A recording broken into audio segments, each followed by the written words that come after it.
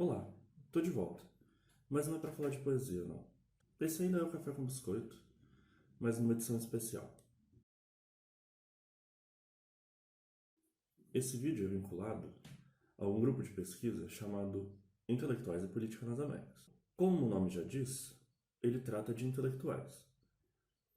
A abordagem mais precisa sobre a história dos intelectuais hoje em dia é a história intelectual. E a questão da causalidade interfere bastante nesse segmento. Apesar de não ser uma grande questão, mas um grande debate, como voltou à tona, a gente resolveu dar o nosso pitaco aqui. Fazer um vídeo explicativo, sem citações longas e nem autores difíceis.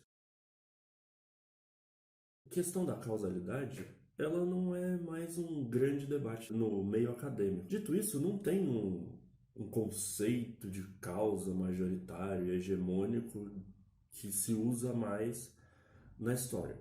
A história não é uma ciência que se comporta dessa maneira, certo? Não há um modelo, uma fórmula, uma planilha onde você encaixa os conceitos e consegue dar respostas ao passado no presente. A história já tentou ser isso. E é mais ou menos isso que eu vou contar para vocês. Ao longo do tempo, os historiadores foram acusados de muitas coisas, né? Ora de estar próximo demais de uma intencionalidade do autor, ora de estar próximo demais de uma verdade inegável, ora de ser científica demais, ora de ser científica de menos. E isso é normal, porque a história é uma ciência empírica, né? Do espaço empírico, mas tenta enxergar uma profundidade essencial. Por conta desse paradoxo, é normal que isso aconteça. A história é um estudo do tempo. Por ser um estudo do tempo, ela precisa sempre se adaptar a esse tempo. Ao longo da historiografia, muitas foram as vezes em que os historiadores precisaram se adaptar, precisaram entender para que serve a história. E embora a questão da causalidade não seja uma grande questão em debate, já que a história não tem um mainstream, um guia onde se diz onde são os melhores paradigmas, as melhores formas para abordar os conceitos, então ela sempre teve que se adaptar. Parte dessa adaptação é também pensar a sua função. Então, a questão de causalidade, ela é uma questão até que importante, né? Porque quando você pergunta, por exemplo, com um historiador vinculado ao segmento da história intelectual, para que serve a história? Ou então, para que serve a história que não explicar como chegamos até aqui, né? A questão da causalidade é isso. Ué, mas como que a gente chegou até aqui se não tem causa, se as coisas são jogadas a esmo? Então o historiador só faz relatos, só faz crônicas do passado? O que o passado funciona para o presente? Por que a história seria uma ciência, então? Como eu disse, a história não é uma ciência no estrito senso, né? No sentido... Ela não se comporta como ciência sempre no sentido popperiano. Mas isso fica para um outro vídeo. O ponto aqui é que a história, apesar de não ter esse comportamento científico, estritamente científico, ela tem funcionalidade, sim. Ela serve para algo no presente. E talvez não explicar as causas de como chegamos a esse presente. Como eu disse antes, muitos foram os historiadores que se preocuparam com a sua função, né? Em tentar explicar por que a história explicaria melhor o presente, né? Em tentar explicar a partir da história por que chegamos até aqui. Dá para citar vários mesmo. Mas o que é importante é entender como a história se tornou o que ela se tornou no século XX. Muito disso se deve ao século das luzes, né? O que a gente chama de iluminismo, a mudança de pensamento que acontece ali na modernidade filosófica. Os filósofos políticos, por exemplo, Montesquieu, Hobbes, Rousseau, Voltaire, entendiam a história, cada um à sua maneira, obviamente, com modelos causais. Começaram a construir uma ciência rígida. Depois deles, o racionalismo baseado no cartesianismo de Kant, Hegel, Marx, também foi muito importante para pensar a história a partir de um progresso. Então, além de ser um modelo causal, teleológico, né, que tem um começo, um meio e leva para um fim, ela era também muito centrada às escolhas racionais dos seres humanos. A gente está falando principalmente do marxismo, né?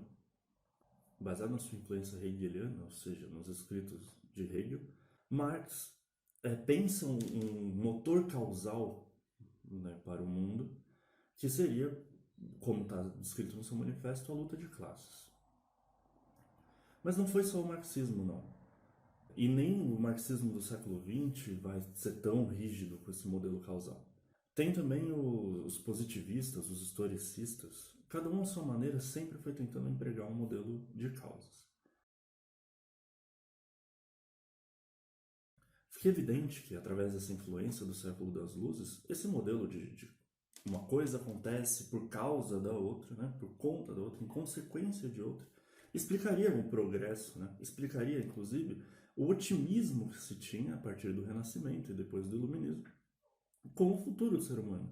Se o homem era, a partir do século XVI, dono do seu futuro, dono das suas escolhas, logo a história seria a explicação de onde a gente pode chegar. Seria o modelo futuro onde as causas se encontrariam. Como não é nossa intenção aqui aprofundar a cauda do autor, então vamos seguir em frente. Já no século XX, não só o modelo de causalidade entra em crise, mas a própria ideia de história como uma força de pesquisa científica. Né? Alguns embates vão acontecer, mas o principal é com o estruturalismo. O estruturalismo não acreditava na possibilidade da história mostrar essas causas. A história, para explicar essas causas, ela precisava mostrar um modelo sincrônico. Tinha que ter uma sincronia dos acontecimentos, né? Eles eram explicados através de um movimento eterno da história, um movimento eterno do tempo na história. Essa era a explicação das transformações. O estruturalismo, muito ligado à linguagem, por conta dos escritos lá do começo do século de Ferdinand de Saussure, em algum momento vai ser uma redução aos problemas à estrutura linguística. Como nada escapa à filosofia da linguagem, então a história também não escaparia. E nenhum modelo científico escaparia. Então bastava, para chegar às coisas, né, à sua essência, não um modelo tradicional da filosofia que tenta buscar essas essências de forma transcendental. Para chegar às coisas, poderia até suspender as essências. Bastaria ultrapassar a sua origem estrutural linguística. Um autor que influenciou muito nisso foi Lévi-Strauss. Lévi-Strauss buscava o grau zero ali de parentesco. Há, por exemplo, o modelo do incesto, que se repete, né? Todas as tribos, e até hoje é condenável o incesto. Então tem um modelo estrutural básico na comunicação, na forma com que isso se dá. A história sempre foi influenciada por outros modelos, né? Os modelos científicos, depois os modelos das ciências sociais. E o modelo da antropologia cultural, ou etnologia, ou mesmo semiologia do estruturalismo, ela acaba influenciando a história. Então, a escola dos análises, né, que é uma grande escola, muito conhecida sempre, um pouco que você estuda de história, você sempre vai passar pela escola dos análises, é muito influenciada pelo modelo das ciências sociais no seu início. E assim, pelas transformações econômicas, né, vai sempre buscar uma serialidade. O estruturalismo acerta em cheio. E a sua segunda geração, encabeçada por um historiador chamado Fernand Braudel, vai acabar aceitando muito dos ensinamentos vindos das práticas dos estruturalistas. Braudel faz uma certa revolução na história ao mudar a forma com que o historiador se concentra nos acontecimentos, entendendo melhor as durações do acontecimento, né? Deixando o acontecimento quase como o acontecimento ali naquele lugar de movimento, né, de transformação, como quase sem significado. E o que vai ser importante, então, é a longa duração. Então, a descontinuidade vai tirar a ideia de continuidade. Então, qualquer causalidade seria uma causalidade na duração, estrutural. As mudanças do Mediterrâneo, por exemplo, elas seriam processos de descontinuidade estruturais. Essa repetição, né, da condenação do incesto seria uma estrutura. Essa estrutura de repetição seria uma longa duração.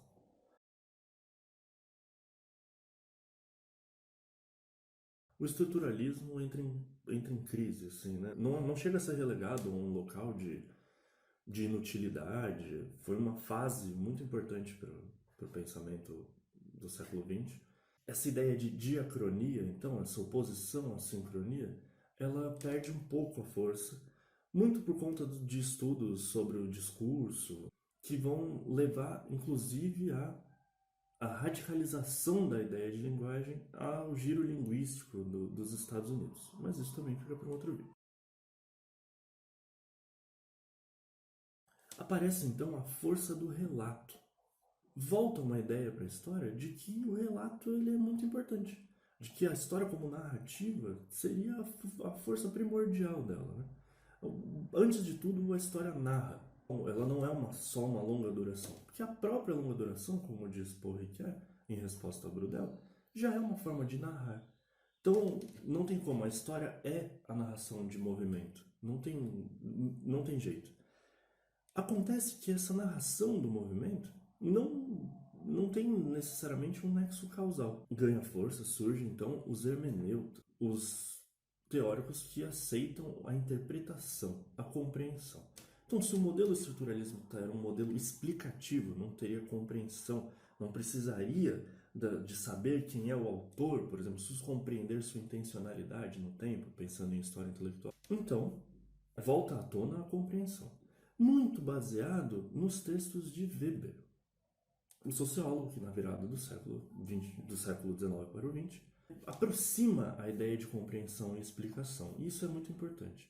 Além dele aproximar a ideia de compreensão e explicação, Weber vai conceber as transformações, por conta da história ser uma ciência empírica, como a gente falou no começo do vídeo, como não transformações necessariamente causais. Não que não hajam causalidades, mas elas não são mais importantes do que, por exemplo, a compreensão do acontecimento. Existe, então, uma racionalidade, num sentido na história, sim, isso ele aceita, né? Pensando ainda nos modelos científicos da virada do século. Mas, dando o exemplo mais claro, o protestantismo, na sua obra principal, né, na Ética Protestante e o Espírito do Capitalismo, ele não é causa do capitalismo, né? Ele é uma possibilidade de ocorrência. E aí você compreende os tipos puros ou ideal tipos, esses ideais tipos, onde se dá de fato o acontecimento. Então, vários dos hermeneutas são certos herdeiros dessa aproximação entre a compreensão e a explicação, da possibilidade de compreensão e explicação, e essa possibilidade, né, de compreender e explicar a partir da interpretação dos momentos, impedem que você tenha uma causa prevista, né, para os acontecimentos. Impede essa pergunta do e se. Porque, a partir da ideia de compreensão da história, o sentido se dá no presente.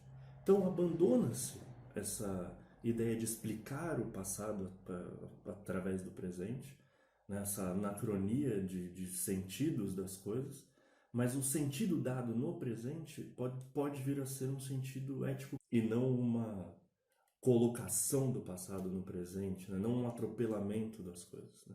É um sentido que se dá a partir da leitura e não um sentido dado, o presente construindo o passado construindo o presente, certo?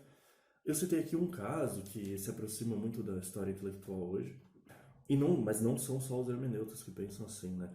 Um outro exemplo forte é os estudiosos da obra de Michel Foucault, né? Ou da influência de Michel Foucault para a história, que vai observar a história em sua descontinuidade, nas mudanças de práticas discursivas em cada momento, e não como um rolo compressor, uma bola de neve que vai dar um resultado final no presente. Certo? A intenção aqui não é ser um vídeo profundo. Coloquem suas dúvidas, suas discordâncias, suas críticas. O debate está aberto.